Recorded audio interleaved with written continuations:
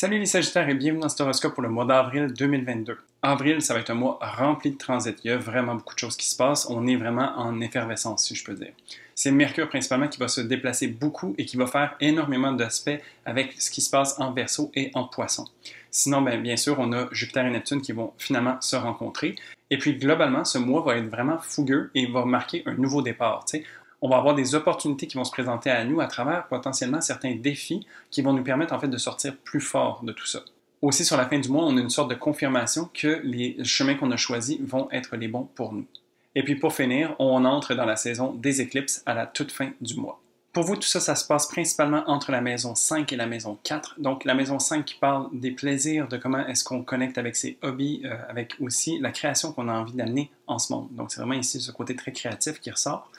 Et en maison 4, c'est la connexion au foyer, à la famille et avec soi-même, donc l'intimité que l'on se porte à soi. Donc, regardons ça ensemble. Alors, on débute le mois le 1er avril avec une nouvelle lune en bélier. Nouvelle lune, nouveau commencement. Donc ici, on a vraiment un terreau fertile avec beaucoup de fougue et d'entrain qui vient se présenter à nous. Où est-ce qu'on peut justement planter des graines et voir ces choses-là se manifester dans un futur proche.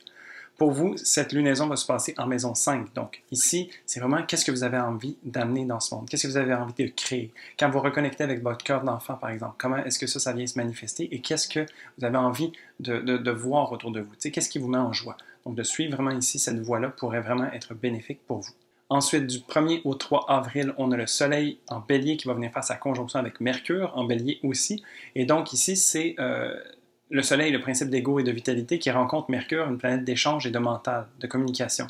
Donc, encore une fois, un peu comme sur ce qui se passait avec la nouvelle lune, il y a beaucoup d'énergie qui est mise ici, et puis on se permet de rayonner, puis d'être ouvert, en fait, d'esprit, de savoir vraiment qu'est-ce qu'on a envie d'émaner, qu'est-ce qu'on a envie de rayonner, et de voir comment est-ce qu'on peut mettre son esprit au service de tout ça, Donc ici, le Soleil peut représenter aussi la mission qu'on se donne à ce moment-ci, et puis Mercure, la manière qu'on a de réfléchir à tout ça. Donc vraiment ici, ça serait intéressant de voir comment ça, cette fougue et cet entrain viennent se manifester chez vous. Ça peut être aussi synonyme d'une bonne nouvelle, donc soyez quand même ouverts à en fait un bon potentiel, puis de suivre en fait cet élan qui vous habite.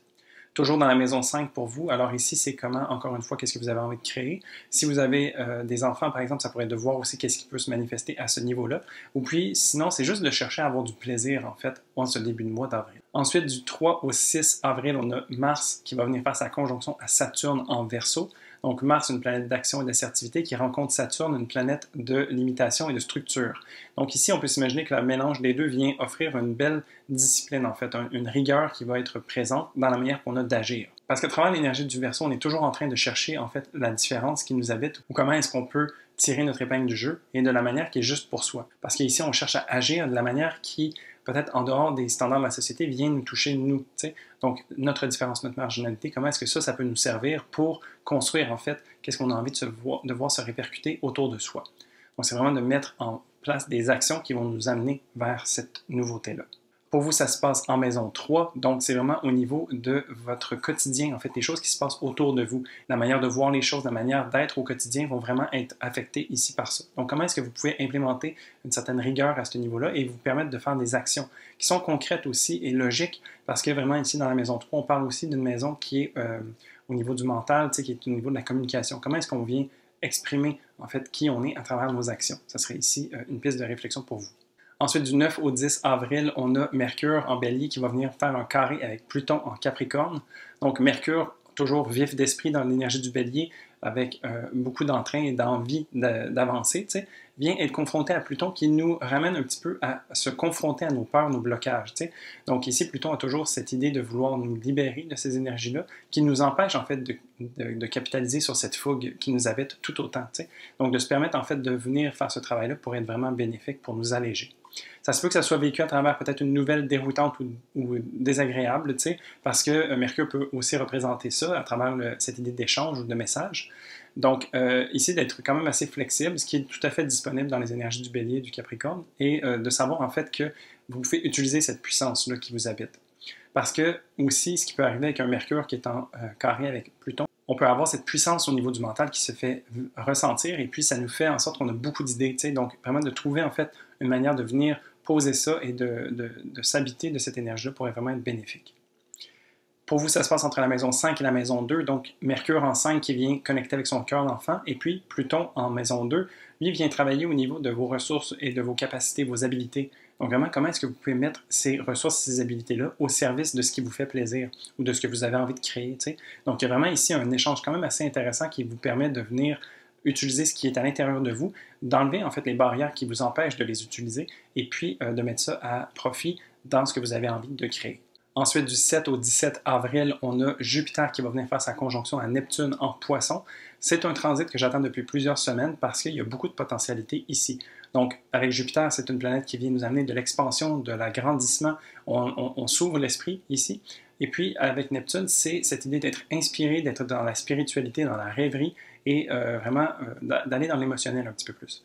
D'autant plus qu'on est dans le poisson, donc c'est vraiment ici très sensible, on connecte avec ses émotions, on va en profondeur et on est un peu sans limite. Donc ça, c'est vraiment cool et puis ça nous amène beaucoup de choses ici pour se laisser inspirer et potentiellement rêver à plus grand. Mais il y a quand même un bémol ici, c'est qu'il y a beaucoup d'énergie qui est mise vers cette infinie de possibilités. Puis ça peut être difficile peut-être de le grounder, en fait, de ramener cette énergie-là ou ces inspirations et puis de trouver quoi faire avec dans le matériel. D'autant plus que sur la fin du mois, il y a Vénus et la Lune qui vont venir faire des conjonctions successivement à ces planètes-là. Donc, tu sais, il y a cette idée de plénitude et d'exagération potentiellement qui vient ici aussi. Donc, il ne faut pas trop se complaire en fait dans tout ça, mais il faut quand même utiliser cette énergie-là pour la ramener dans notre monde concret et réel.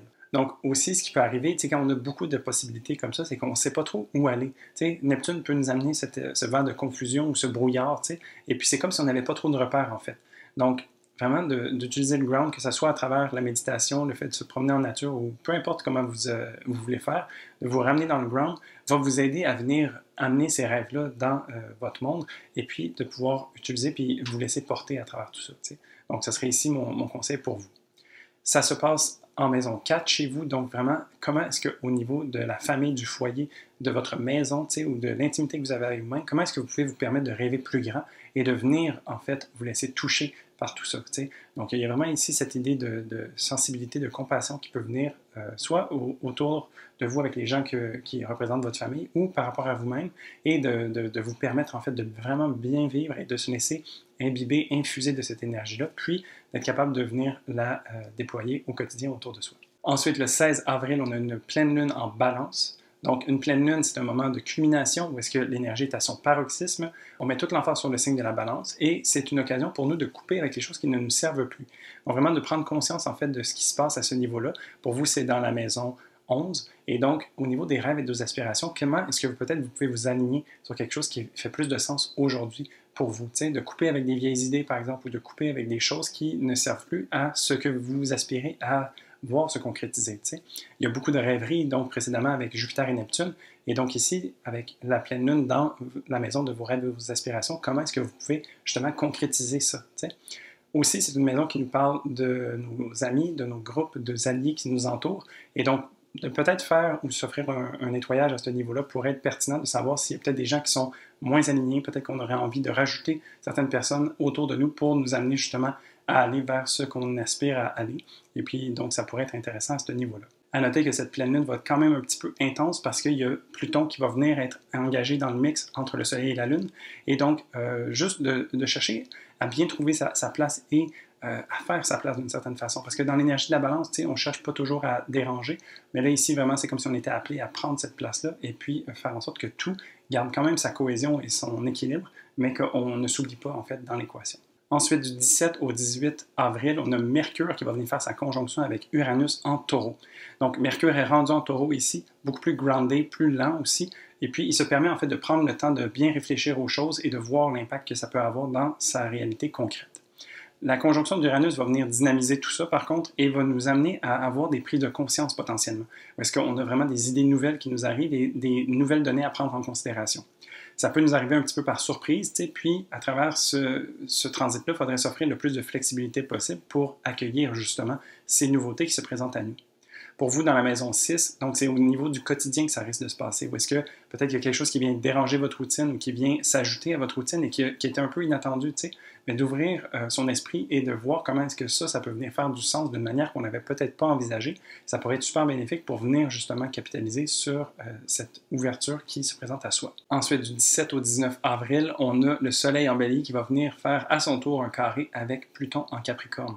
Donc ici, encore une fois, Pluton qui vient nous tester d'une certaine façon, qui vient nous mettre en pleine face ce qui pourrait nous empêcher justement de capitaliser sur cette énergie fougueuse du Bélier. Donc ici, le Soleil, tu sais, qui est très énergique, qui a envie d'avancer, d'initier des projets, tout ça, se voit d'une part potentiellement avoir un regain d'énergie, mais d'une autre aussi se voit confronté à des peurs, des blocages ou des choses qui ont besoin d'être transformées pour justement se permettre de rayonner à son paroxysme. Alors ici, pour vous, tout ça se passe entre la maison 5 et 2, encore une fois, donc le Soleil en 5 qui a envie justement de rayonner ce plaisir et de cultiver cette créativité qui nous habite, de voir aussi comment est-ce que ça peut amener à la société plus large, tu sais, comment est-ce qu'on peut se permettre de défricher potentiellement des nouveaux sentiers qui pourront peut-être servir à d'autres pour le futur, tu sais. Et puis, de l'autre, Pluton en 2 vient nous aider à vraiment capitaliser sur ces ressources internes que l'on a, tu sais, que ce soit au niveau monétaire, au niveau des talents, au niveau juste des habiletés qu'on a. Comment est-ce qu'on peut mettre ça à profit pour justement œuvrer dans le sens qui est juste pour nous et qui vient faire du sens avec nous. Ensuite, du 23 au 25 avril, on a Mercure en Taureau qui va venir faire un carré avec Saturne en Verseau. Donc ici, les deux sont dans des énergies fixes, le Taureau et le Verseau, et donc il y a un peu un conflit ou un choc de valeurs qui peut se faire ressentir. Saturne en Verseau est en train de construire déjà depuis plusieurs mois la réalité autour de nous. On est en train de façonner quelque chose qui est orienté vers le futur, vers le progrès et qui est juste pour nous. Mais donc Mercure, qui a potentiellement reçu une nouvelle surprenante, qui lui-même est un peu déstabilisé, vient ajouter en fait ça à la discussion et à la réflexion que Saturne est en train de faire. Donc ici, c'est de voir en fait comment est-ce qu'on peut réviser peut-être notre manière de faire les choses, comment est-ce qu'on peut déplacer les barrières, tu sais, comme repousser cette dernière pour être capable de vraiment construire et de mettre à jour en fait ce qui est juste pour nous par rapport à toutes les informations que l'on a acquises à ce moment-ci, tu sais. Donc, on est en train, oui, de construire quelque chose qui fait du sens, qui a besoin d'être réfléchi et structuré, mais ça a besoin aussi de prendre en compte tous les éléments qui sont maintenant un peu arrivés dernièrement sur notre assiette, tu sais. Donc, de vraiment s'offrir une flexibilité ici pour être vraiment bénéfique. Pour vous, c'est entre la maison 6 et la maison 3 que ça se joue. Donc vraiment, encore une fois, au niveau du quotidien, comment est-ce que vous venez déployer ces énergies-là dans les choses qui sont très banales ou qui sont mondaines, tu sais, dans le sens que c'est métro, boulot, dodo. Comment est-ce que vous venez intégrer ces choses-là, tu sais, puis comment est-ce que vous êtes en train de construire aussi autour de vous, dans la manière que vous avez de vous exprimer ou d'être avec les gens qui sont autour de vous. Comment tout ça vient vous impacter d'une certaine façon ou quel impact est-ce que vous pouvez avoir sur ces environs qui sont proches de vous. Et pour finir, le 30 avril, on a une éclipse solaire partielle en Taureau. Donc ici, c'est un nouveau départ fulgurant et qu'on ne s'attendait pas nécessairement. D'autant plus que cette lunaison va quand même être assez intense parce qu'il y a le nœud nord qui est présent, il y a Uranus aussi qui est pas loin. Et donc déjà, les éclipses en général, c'est des moments forts de l'année. Mais là ici, on dirait qu'il y a une dose d'électricité supplémentaire qui va venir faire en sorte qu'il y a des grandes portes qui s'ouvrent pour nous. Et puis ces portes, donc c'est un choix qui se présente à nous de savoir si on a envie d'y entrer ou pas, mais c'est de se permettre en fait de contempler l'idée et de voir qu'est-ce que ça pourrait nous amener. T'sais. Pour vous, tout ça, ça se passe dans la maison 6, donc vraiment dans les petites choses du quotidien, comment est-ce que ça vient se répercuter. Aussi, ça peut se passer au travail, t'sais. Donc vraiment, il y a des belles potentialités ici. Et puis, si on s'offre la possibilité de bouger et d'aller dans ce sens-là, ça pourrait vraiment être bénéfique. Et puis, c'est un petit peu le chemin qui nous est proposé en ce moment avec le nœud nord qui est dans le Taureau, justement. Donc, comment est-ce qu'on peut venir concrétiser ça dans notre quotidien et dans la réalité matérielle autour de nous? Et donc voilà, ça fait le tour du mois d'avril pour vous, un mois rempli de transits et de surprises. Donc ici, on est appelé à s'ouvrir à cette nouveauté et d'y aller avec beaucoup d'entrain. Si tu as aimé cet horoscope, n'hésite pas à y mettre un pouce, ça aide beaucoup l'algorithme de YouTube. Et puis, si tu as envie aussi, tu peux t'abonner à la chaîne pour pouvoir voir ces vidéos apparaître à chaque semaine. Et puis sinon, je te souhaite un très beau mois d'avril et je te dis à la prochaine pour un prochain horoscope. Salut!